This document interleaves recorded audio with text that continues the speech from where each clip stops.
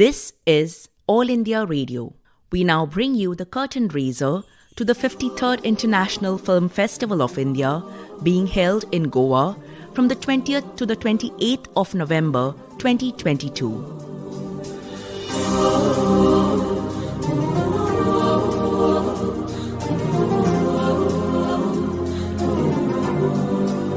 Here is Sri Ravinder Bakar, Managing Director, National Film Development Corporation of India, speaking to our correspondent, Dr. Brian Mendonça. Hello, sir. Welcome to Goa. How do you feel being here in Goa? Goa is always mesmerizing, very lively city. The people are so happy. Whenever I see the faces of the people, they are kind of enjoying having chill in Goa. So yes, obviously, festival will give them another opportunity to kind of increase their happiness. Welcome to Goa, sir. As they say in Portuguese, bem-vindo a Goa. And particularly since we've had this experience of lockdown, I feel that if he's coming now with new impetus, with new ideas and with greater force, what is your take on this?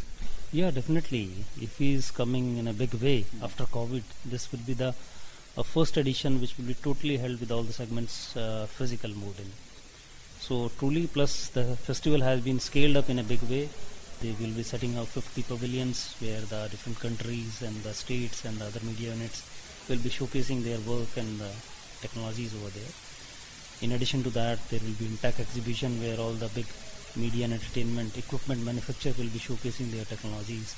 People can be really benefited by seeing what are the kind of equipments which are used for the filmmaking, which is always in a kind of curiosity for them, and they are very anxious to see these technologies, how the films are being made, what equipments are kind of used. Plus, there will be other added attraction this time. The gala premieres have been kept on a daily basis where the major star-studded presence will be there in the Goa. So the red carpet has been realigned and it has been given a special touch so that all the my media friends from Goa and across the country and the world, they can take note of our red carpet and it will be a talked about theme. I think this is going to be a signature event not only for Goa, not only for India, but also for the world. And what is so heartening is that you've got the best elements from all the various film festivals all over the world, and you have kind of introduced them over here. The hats off to your dynamism, sir. Particularly the section on the inclusivity and how the people on wheelchairs are also being given a chance to, make movies on their Android phones, the way you've roped in FTI and so many other groups. That must have taken a lot of work and a lot of synergy, isn't it, sir? Truly, it was quite challenging to coordinate with the various units and get the work done over here.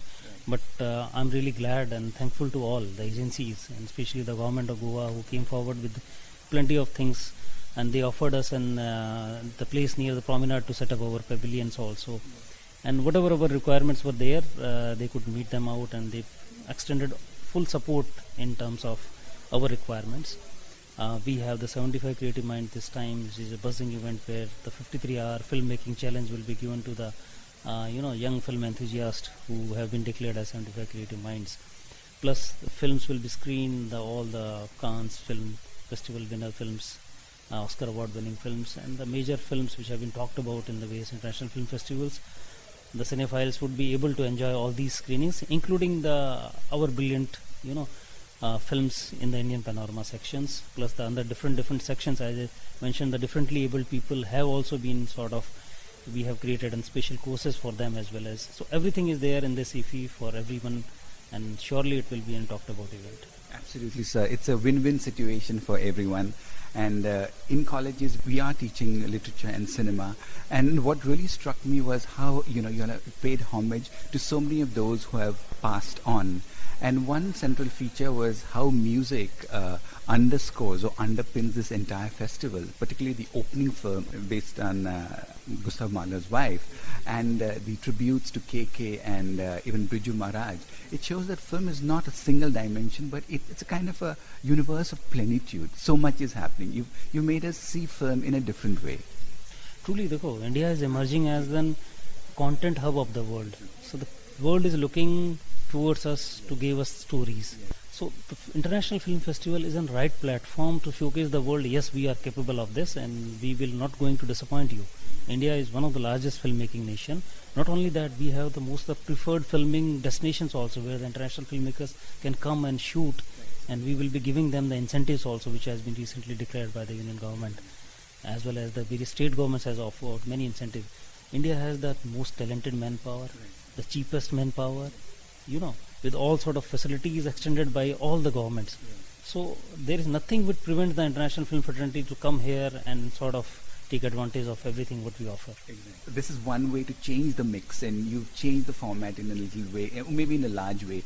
Two new inclusions are, one is your recognition of the influence of South Korean film, and the second is bringing OTT platforms on board and giving them a place over here. So I think that's making film a little more stronger, isn't it? Children's viewing preferences have been changed after this COVID. Now the filmmakers can't say with surety that I have casted a major star in my film and it will be a hit. No, it's not possible. Unless until you will come out with an authentic content, an authentic story.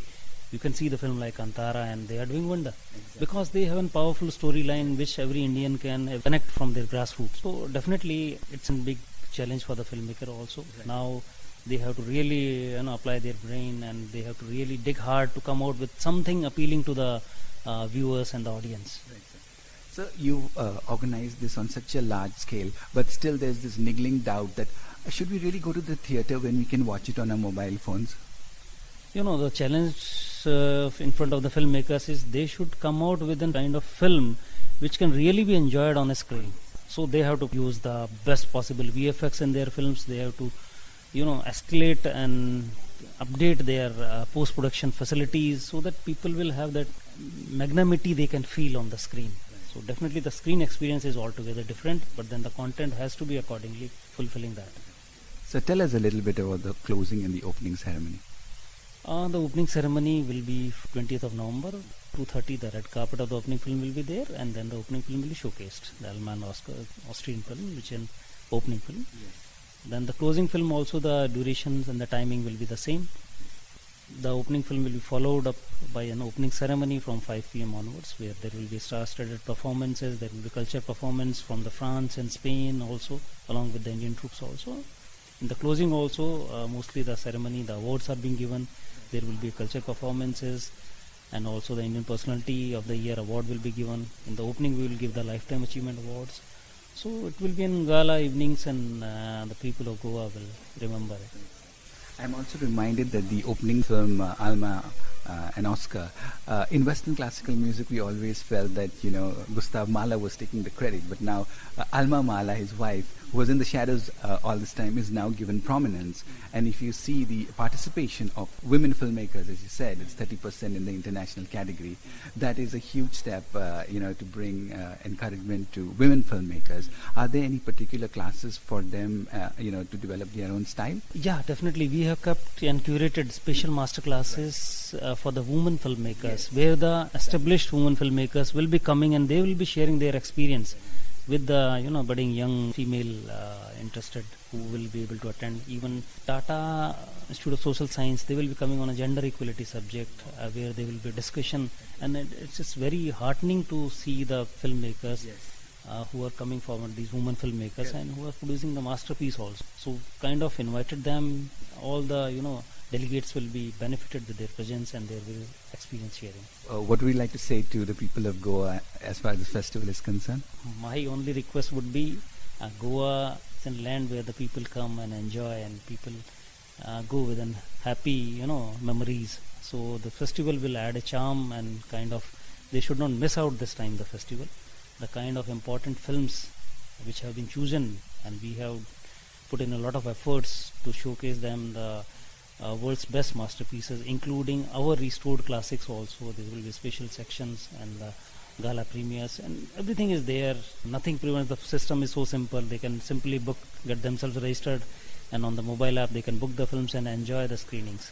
And I'll just say, sit back, relax, and enjoy the wonderful films. Absolutely. In IFFI. Yeah, not to forget the 5 Manipuri films you're showing to celebrate the 50th anniversary of Manipuri cinema. So the North is, many I have seen very good Assamese films, Manipuri films, and then they need a kind of impetus and momentum from our side also, and kind of platforms. So we thought of including and curating a special session for the Manipuri cinemas, and we have invited 5 popular directors and chosen their films also to be showcased, so that they will also feel motivated, and the people of Goa and other parts of the country can also get connected, like how the southern content has become and quite popular. So a time may come when the northeast content will become, it will overshadow the other content. So we want to give them a kind of opportunities. Come here, showcase your talent. Yes. And driving this change is the synergy between the publishing houses and film, and that beautiful impetus of book to box office is something that's totally, so creative. So when I visited the Venice Film Festival, I saw the book adaptation program running over there, and it was the most buzzing event in the entire film festival. Yes. So I feel that there is no harm in choosing the best practices of the International Film Festival. We are Indian at heart, but then we should not ignore the best. So Honorable Minister also agreed to the idea, and so accordingly we started this book to box office, and we have got a huge response this time.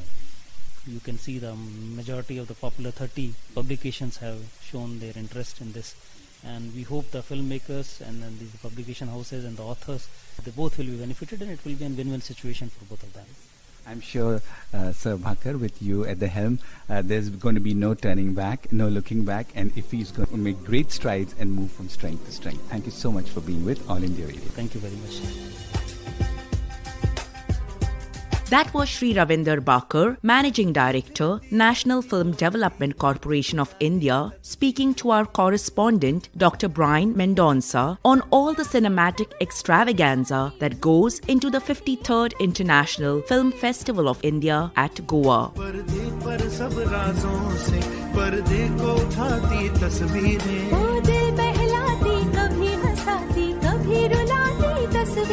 ये हिंदुस्तानी cinema, ये movies, ये फिल्में रहती है करोड़ों के दिल में. This curtain raiser was produced by All India Radio Panaji and came to you from the Delhi station of All India Radio.